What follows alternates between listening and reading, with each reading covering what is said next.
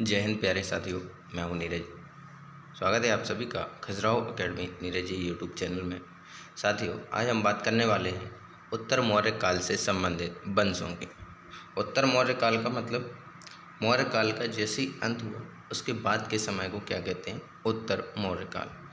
इसके पहले हमने सिंधु घाटी सभ्यता, वैदिक काल, उत्तर वैदिक काल, महाजनपद, हर्यक, शिशुनाग, नंद वंश और मौर्य साम्राज्य के बारे में पढ़ा है।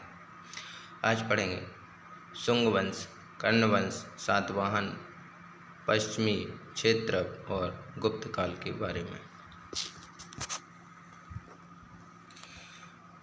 बात करें शुंग वंश की, स्थापना होती है 185 ईसा पूर्व में और ये 73 ईसा पूर्व तक रहता है।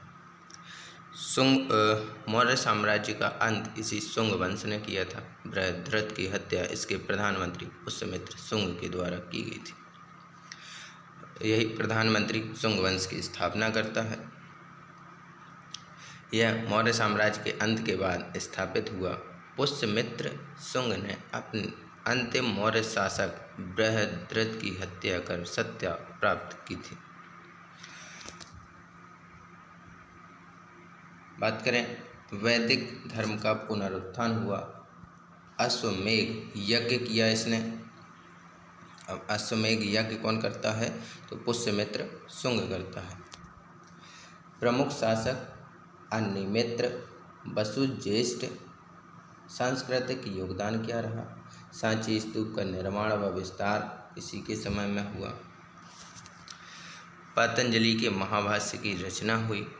यूनानियों ने यवनों से संघर्ष इसी के समय में हुआ था। बात करें कण्व वंश की,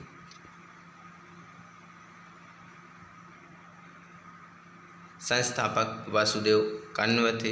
इन्होंने शुंग वंश के अंतिम शासक देवभूति को पराजित कर सत्ता प्राप्त करी थी।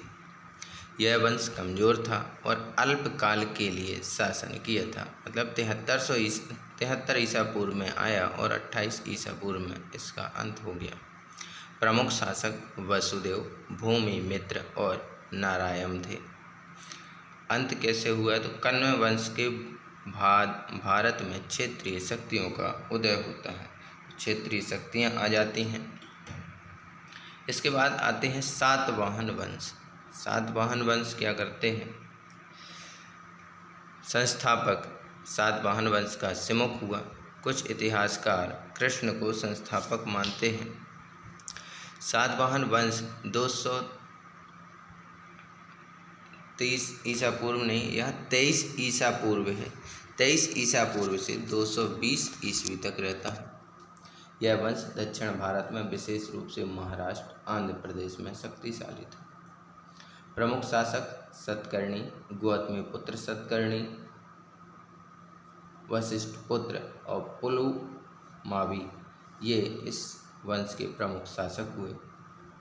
गौतमी पुत्र सतकर्णी ने शक, यवन और पल्लवों को पराजित किया था। बात करें प्रशासन की, प्रशासन प्रांतों में सेनापति और आर्यपुत्र नियुक्त होते थे। मतलब प्रांतों में जैसे गवर्नर आज के समय में होते हैं, ऐसे उस समय महासेनापति और आर्यपुत्र नियुक्त होते थे। योगदान तो प्राकृत भाषा का विकास इन्होंने किया। नाचिक, कारले, जुनर की मुद्राएं, व्यापार और सिक्कों का प्रचलन इन्हीं के समय में हुआ। बात करें पश्चिमी क्षेत्र यानी शक काल की, शक वंश की, लगभग 30 ईसा पूर्व से 220 ईसा पूर्व से 230 ईस्वी से 415 ईस्वी तक यह शक शासकों का वंश था। प्रमुख शासक चपतन, रुद्रदमन और जयदामन थे। रुद्रदमन ने जूनागढ़ शिलालेख 150 ईस्वी छोड़ा जो संस्कृत में था। मतलब रुद्रदमन ने कौन सा? जूनागढ़ अभिलेख बनवाया 150 ईसा पूर्व में और ये संस्कृत भाषा में लिखा गया था। ये शासक गुजरात, मालवा, काठियावाड़ आदि क्षेत्रों में प्रशासन करते थे। गुप्त सम्राट चंद्रगुप्त द्वितीय ने इनका अंत किया और गुप्त काल की शुरुआत की।